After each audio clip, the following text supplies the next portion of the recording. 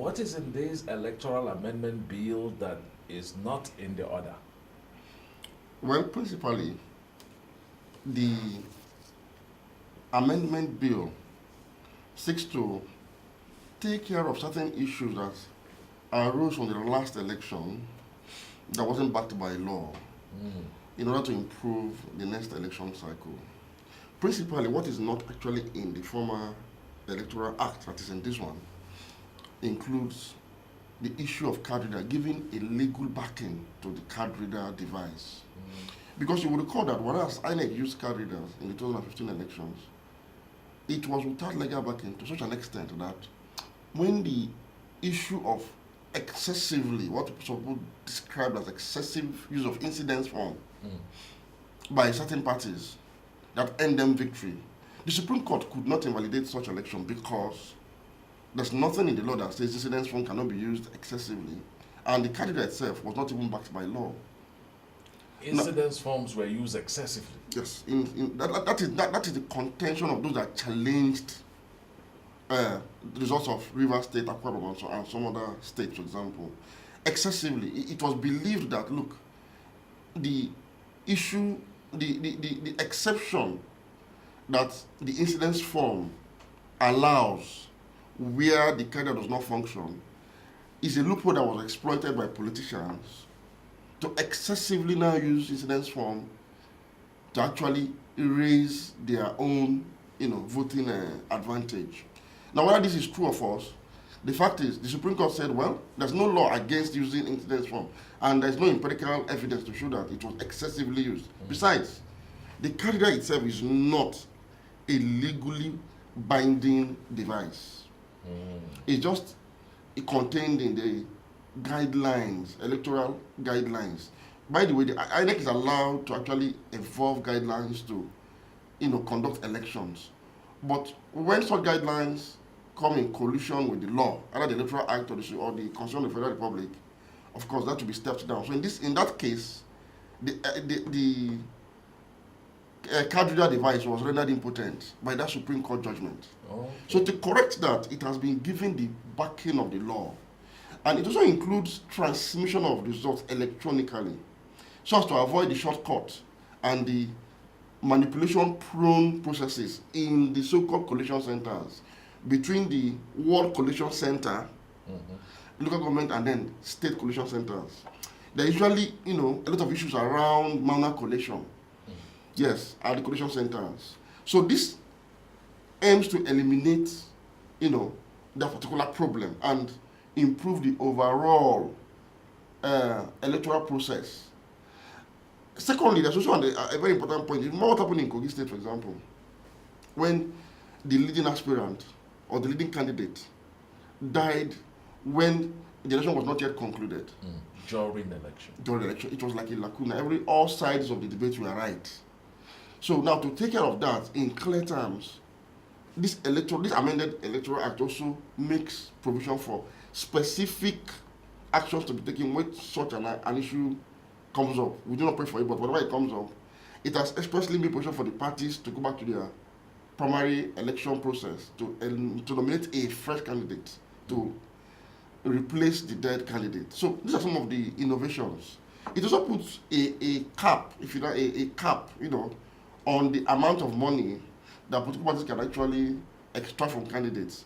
So the meat of the matter essentially is the card reader and the use of incident form. Yes, that is the real political issue here. The card reader and the incident form. Yes. What should we do? Do we need the incident forms? Now what happens if I go to a polling unit on election day and the card reader could not read my fingers, and then I'm disallowed from voting because the incident form is said to be no longer invoked? As a matter of fact, INEC has actually made administrative effort to also take care of this issue. It has said wherever the candidate does not work, election should be repeated there some other day. Wherever the card reader does not work. For example, it's technology, yes, it can fail temporarily, but I do not think a particular geographic location will be permanently prone to technological failure. So if it doesn't work today, the next day you deploy another set of machines to conduct the same election. Yes, this is to make sure that every vote counts, and votes that are fictitious do not count.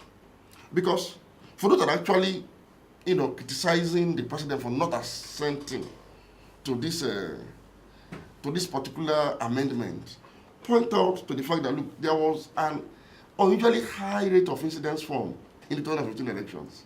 Yes. Across the country. Across the country, but critical observation will reveal that we have more use of incidence forms in the areas that appears to have been won by the then APC candidate, who is now the present, the current president. Yes. On such a high level that we feel... Why was this conversation not brought forward back then till now? Well, it was, should I say, because it was a euphoria of a change. There was this euphoria of Nigeria has attained a mature democracy where an incumbent can lose election. I keep saying it. The best gift Goodluck Jonathan gave to Nigeria was simply conducting an election in which he lost. His failure was a gain for Nigeria, because by 2015 our democracy became certified as mature. Now, but the euphoria has faded off. We're looking into the future now to prevent whatever mistakes, whatever lapses that was even observed, even when the elections was generally adjudged to be free and fair. We are duty bound as a people to correct those anomalies, and one of which is the excessive use of incidents form. For example, if you look at the issue of Rivers State, you recall the drama that took place at the collation center in Rivers. For Rivers presidential election. The central collation center. Yes, when somebody had to bring in sacks of. If it was if almost everybody filled incident form in Rivers State. For example, it was almost like it was a bizarre drama that day when the professor couldn't even read his own. He couldn't even read his own text. But the fact is that was legal. It was not illegal. There's no legal challenge to that. So it is to avoid such, for example, that INEC and well-meaning Nigerians have said, look, it is important that we give legal backing once and for all. We must make advances, we must move with the times and global trend. Technology has been deployed in every aspect of our lives to curb corruption, to curb crime. So we can also use technology to curb electoral malpractices. And I do not see a reason why this shouldn't be encouraged by every well-meaning Nigerian. Okay. Now, a number of political parties have gone to court backing the president for not signing the bill into law. And the president knows that signing this bill into law means that the incidence form would permanently be jettisoned and the card reader would now be law. Yes. Now, as he has not assented to it, how do we look at next year's elections taking place without these elements in it? The intention behind the rejection of this bill for the fourth time is quite suspect. Suspect? Yes, really. Because I would expect somebody who was the beneficiary of a relatively more sanitized electoral process to even take it a notch higher by actually sealing the fate on electoral malpractices, by actually assenting to this bill that clearly it was a bold attempt. In fact, INEC itself as an institution was part of those who actually made proposals to amend this particular electoral act to bring about such issues as giving legal backing to the card reader. I do not see any harm in the president signing this amendment because it simply takes our election a notch higher in terms of sanity and makes it foolproof against manipulation. And the reason, for example, why it is suspect is because if you look at the statistics of the use of incidence form in the last election, for example, it was from data released by INEC, about 13.5 million votes were without biometric accreditation. 13.5 million votes were without biometric that's accreditation. That's a little bit above 40% of the total vote cast in that election. And out of this, for example, 75% or thereabouts were in states that were won by the president, including Kano, for example. Where it's on record that close to 1.8 3 million people voted without biometric verification. The same thing in Katsina, for example. You have close to 1 million people voting in Katsina without biometric verification. Now, with this kind of information we are getting, a lot of us are convinced that probably this status quo favors those in government because they control the state apparatus of security and all other forces of coercion. And therefore, it is in their own interest, for their own self-preservation, for example, not to allow this technological innovation to scale through, get the necessary legal backing in order to retain the status quo. All right, Majid Dahiru, I have to stop you there because Dr. Tanko Yunusa, the presidential candidate of the National Conscience Party, am I correct? Yes, you are. Is already in the studio with us. Good morning, sir. Good morning, Nigerians, sir. All right, we're talking about the politics behind the signing of the Electoral Amendment Bill. Well, right here for our listeners, the document is quite bulky. It's a 23-page document that I could access. You can access the Electoral Act Amendment Bill online. Yeah, this copy I have here is published by the Policy and Legal Advocacy Center, PLAC. That's right. Yeah, so are you in support of the president, the incumbent right now, not signing this electoral bill? Not at all. Not in support. I'm even disappointed that he did not sign the application. And then the fact is, what you just read out by PLAC was a fact check that they did as regard to the issues of the Electoral Act, what need to be imputed and all. Now, from what they were able to ascertain, that there's a particular one that caught my attention with regard to section 5 and 8, which has been introduced.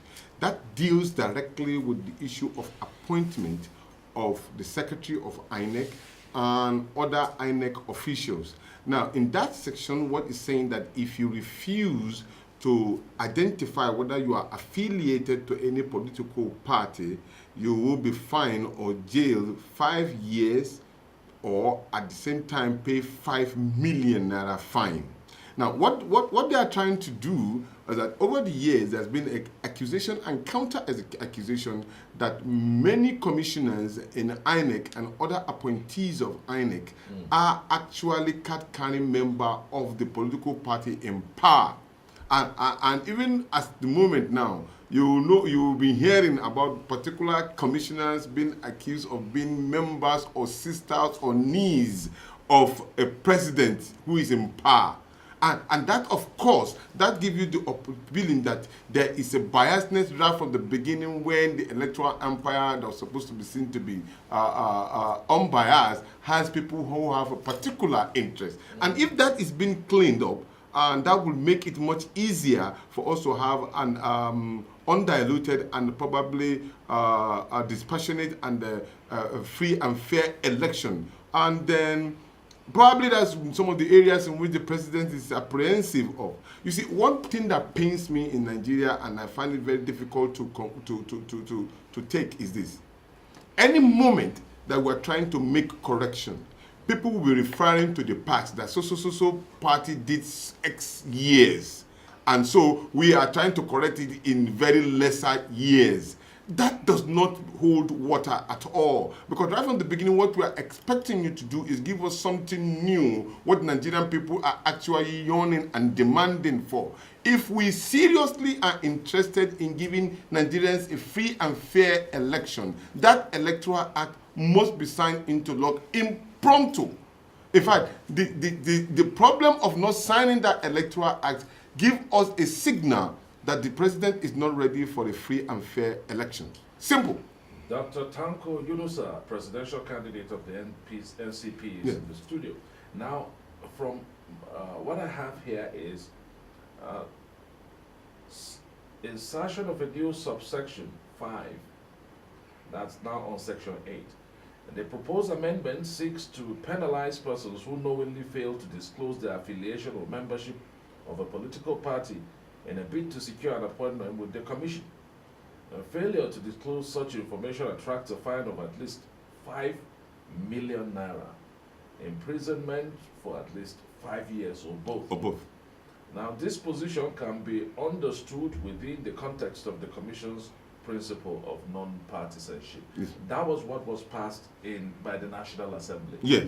But then the current provision in the Electoral Act says, provides for the appointment and functions of Secretary to the Independent Electoral Commission as well as other staff of the Commission. It was so blank. Yes, you see, so while we are trying to improve our electoral process, and then the present government is trying to draw us back. Yeah, there are various issues with regard to the issue of biometric data and all of those, using electronic system of voting.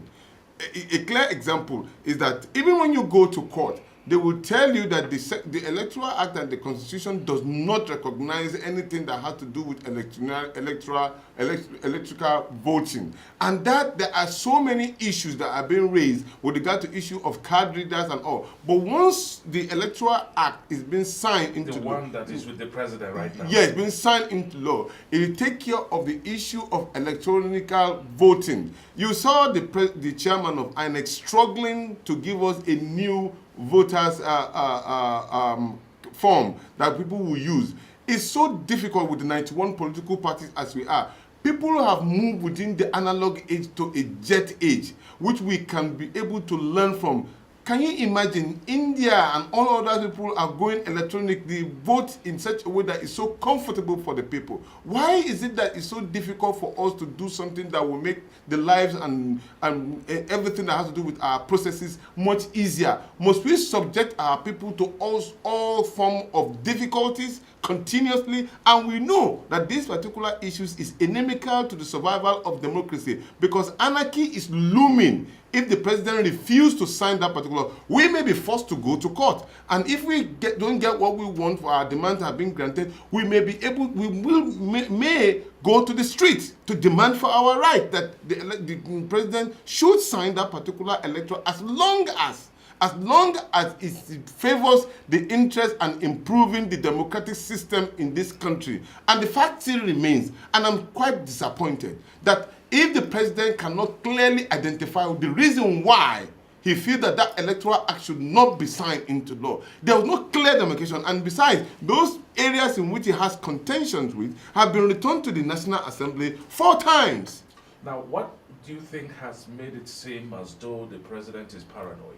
Well, because the challenges are much. Probably the security report has shown that he may not win the elections.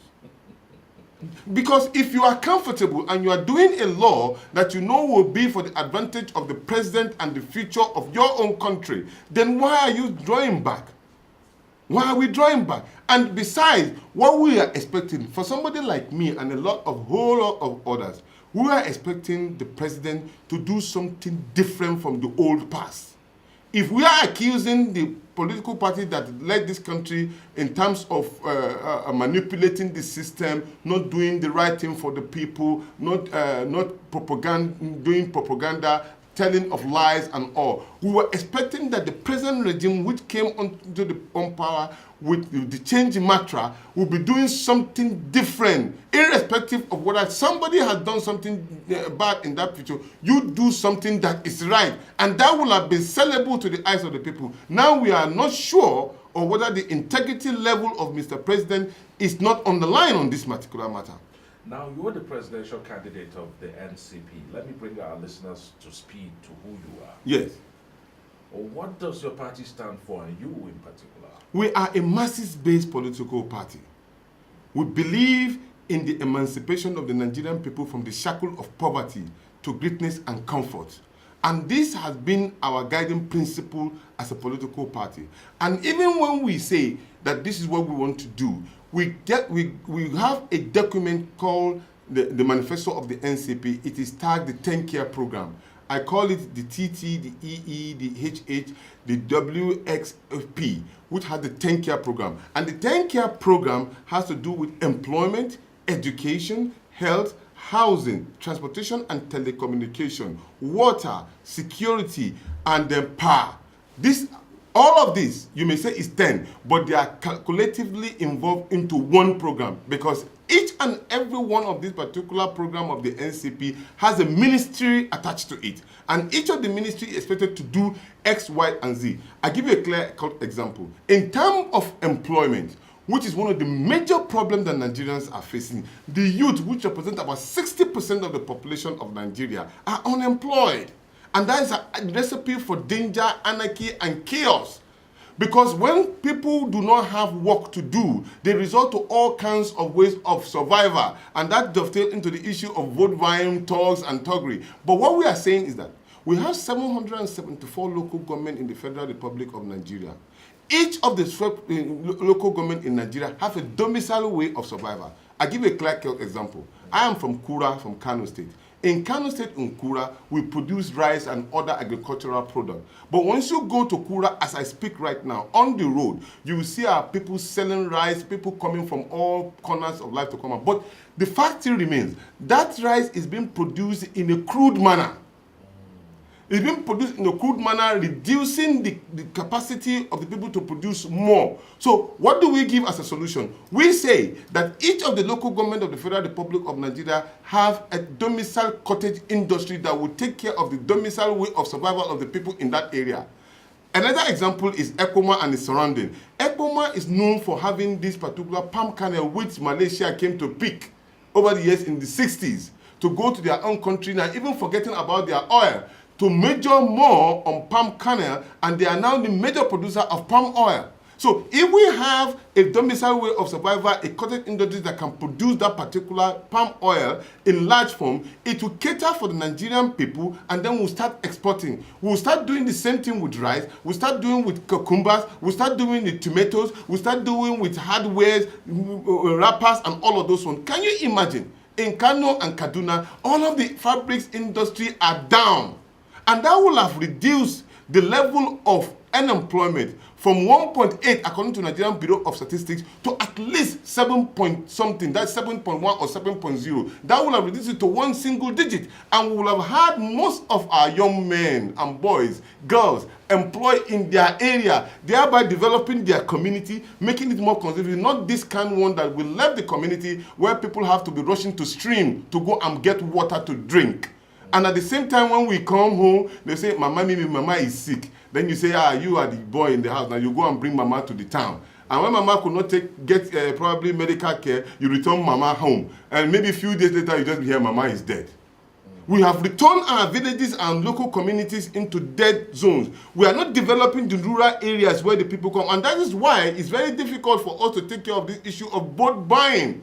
They see the elite as people who have taken so much from the society, why they are the ones that vote for you, and you're not taking care of them. Imagine 13 million for an individual in a month, and you are still considering giving salary to somebody or 30,000 naira. Is that not treasonable against the people? And yet these are the people that vote for you. And when you talk about fighting corruption, this is the area in which I come in very strongly. You cannot take care of corruption when you do not take care of what is contained in Chapter 2 of the Constitution of the Federal Republic of Nigeria, which is say, and I quote, that every Nigerian citizen will be taken care of in regard of his welfare, housing, security, and all. But how far have we done? You take an accountant, you give him an appointment, and you are paying him a salary of less than 100,000 naira in a month. And you now give him an opportunity to control 1 billion or 1 trillion naira, as the case may be at that time. What are you telling him? The 100,000 naira cannot take care of the security of his house. He cannot take care of the feed intakes of his house. He cannot take care of the clothing and feeding of his house. And then you give him 1 billion naira to control. Just telling him that, oh boy, dip your hands into it and make your life comfortable. This is just the truth. So, but until we take care of the fundamental right of every Nigerian that is enshrined in the Constitution of the Federal Republic of Nigeria, then we are starting to get to the inroad. And that reminds me of Ali Mazuri, who says that while many countries in Europe and developed countries are finding their way to the moon, we in Africa, especially in Nigeria, we are trying to find our way to the villages. It's unbelievable. Unbelievable. Majid Dahiru, if the president signs the electoral amendment bill today, does that give us hope of a real change? Yes, it does, because if the next election, like the previous one, is going to be a referendum on on the governance style of the incumbent. It gives also for change, because you will agree with me that on the three core promises of the president, Security economy, and anti-corruption. he has failed woefully. On these, Woefully. I don't think Dr. Tanko is on the Corruption, same page. with you. corruption, Yeah, has, but finish. corruption has grown in geometric proportions under the Buhari administration. And that is because simple. Cronyism, nepotism, favoritism, collectively known as sectionalism, is at the root of corruption. And when the president has promoted sectionalism to a near state policy, what he has done invariably is to promote and deepen the roots of corruption. And with the deepened root of corruption, the branches are spreading far and wide, and it is evident. Of course, by every indices, Nigeria has slipped deeper into a corrupt state than it was in 2015. Dr. Yunusa, you come from the part of the country that is alleged to be the favored part of the country. It will surprise many people that you are coming out from that zone and want to take power from President Buhari. See glaringly that you're coming from a favored part of the country. What's your position on the president's, the opposition accusing the president as being nepotistic? Okay. I grew up in Lagos. I grew up in an area called Idiaraba. It's a Hausa-dominated area, adjacent to Mushi and Surulere. Now, every time as I grow up, I see the suburb nature of that particular environment. If we want to celebrate Salah or New Year, we will go to Federal Palace Hotel, and then we'll go to Ikoyi, and then the scenery of that particular area attracted me, and I keep on wondering, why is there so difference between our own area and this particular area? And then I know that, okay, there are some certain people who are being favored more than others. And then the issue of education becomes paramount to me. Now, anytime we move around, of course, we are houses, we dress, and our accent also identify us. And then they say, okay, Malo. When you classify as Malo in Lagos, it's like somebody who doesn't know anything. It's the dollar and all the rest of them. I became challenged. And I felt, no, this cannot remain the way it is. So I became very much in tune to this particular challenge. And then I was fortunate to meet Gani Fawahimi. And Gani believed in abolition of poverty. Gani hate poverty in all its ramifications.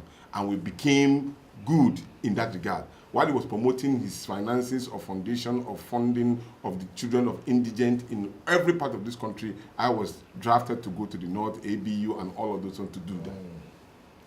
Coming to your question, we have a large population in the Northwest, consisting of 7.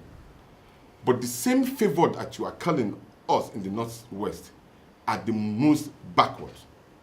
The population of our unemployed youth is huge. The population of the Almajiris on the streets is unacceptable.